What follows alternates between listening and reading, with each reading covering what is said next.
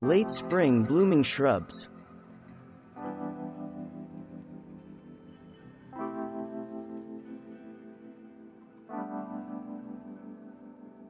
This orange azalea blooms slightly later than another orange-flowered kind, golden oriole, which also bears flowers of a lighter color. A deciduous azalea, the shrub also furnishes fine fall foliage. But the main selling point for rhododendron Gibraltar is that, if you like orange, then there is no better way to kick off May than with the boldly colored blooms of this expiry-type azalea. Like Gibraltar Azalea, Viburnum plicatum var. Tomentosum marisi, a type of Doublefile Viburnum, has a precursor in the landscape from the same genus, namely, the fragrant Korean spice viburnum. Whereas the latter begins flowering in April. Usually, May is marisi's time to shine. Another May bloomer in this genus is the viburnum known as snowball bush. Pearlbush Exocorda racemosa gets its name from the shape of its flower buds before they open. Once they do open, you are presented with a bright white, 5-petaled flower. Bloom time in Zone 5 is May. This shrub will produce a lot of flowers for you, while demanding very little care from you. It tolerates drought well. If you don't like growing the same plants that everyone else grows, you will appreciate Pearlbush, as relatively few gardeners grow it. Those who do grow it value it most for the odd shape of its unopened buds.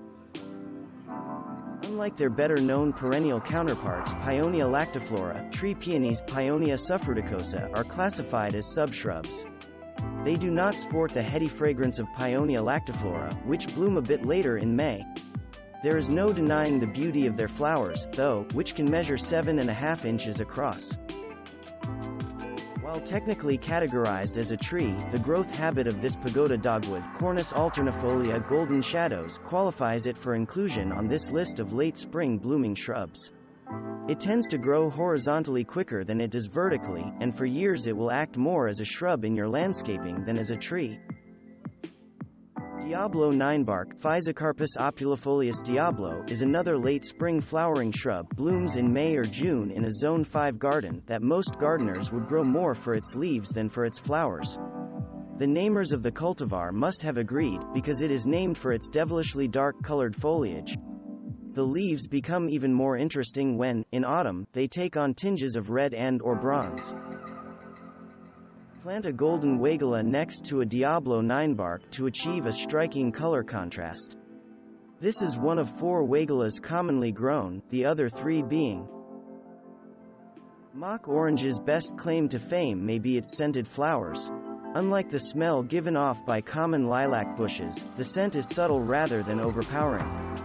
The white blooms of this plant, known botanically as Philadelphus, make it possible moon garden material. You may already know mountain laurel, Kalmia latifolia, to be a late spring flowering shrub if you live in New England, U.S., where this bush covers many a forest floor. The woods are alive with mountain laurel's flowers during the month of June. The Minuet cultivar is more colorful than the wild plant and well worth adding to one's landscaping. As late spring becomes summer, spireas come into their own. The blossoms of all of the various types of spireas are seen everywhere in May and June, brightening people's yards. But with gold mound spirea and the similar gold flame, you get a 2-for-1 deal, pink flowers plus golden leaves. As good as that sounds, it gets better, because this bush is not merely a late spring standout. In autumn, a hint of red comes into the leaves, making it an interesting plant for the fall landscape, as well. There is no other sight that quite marks the end of spring and the beginning of summer like lilacs in bloom. Breathing in the perfume from their marvelously fragrant flowers almost justifies the transition from the moderate temperatures of spring that we so enjoy to the more challenging climate of summer. Thanks for watching. Subscribe for more interesting videos. And please hit the like button for the YouTube algorithm.